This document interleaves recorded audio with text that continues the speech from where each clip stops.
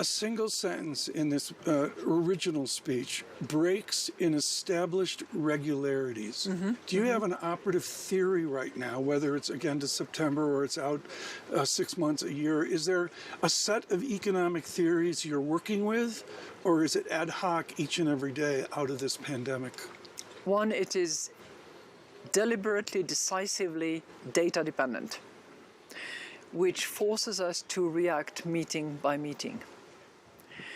We cannot, given the fact that regularities are no longer regular, and we have more irregularities than regularities, we cannot exclusively rely on inflation outlook as determined by models.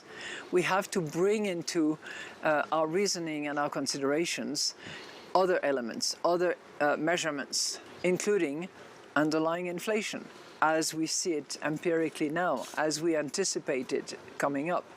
We also need to measure the impact of our monetary policy. How fast does it produce financing tightening, and what consequences will it have? So in a way, the break of these regularities forces us to have a larger spectrum of indicators and to think in a much broader way about the consequences of what we decide.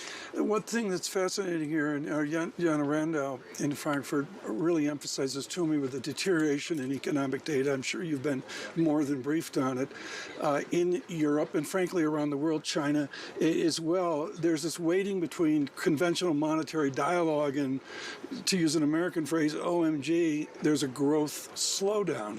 As you go into your sequence of data-dependent meetings, what is the weighting now to growth or real economy economic data versus a monetary policy, which a process almost that you say is under threat right now?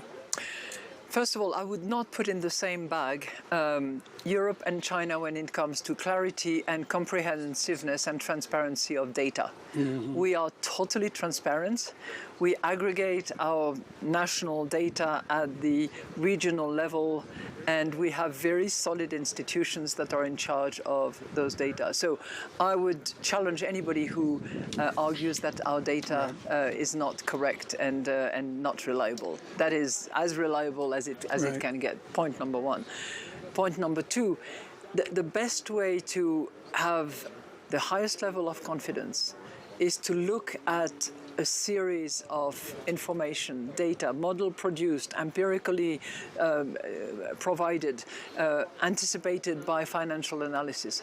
That's the best job that we can do at the moment in order to deliver on our stability mandate, which is to bring inflation back to 2% in the medium term, which we will do.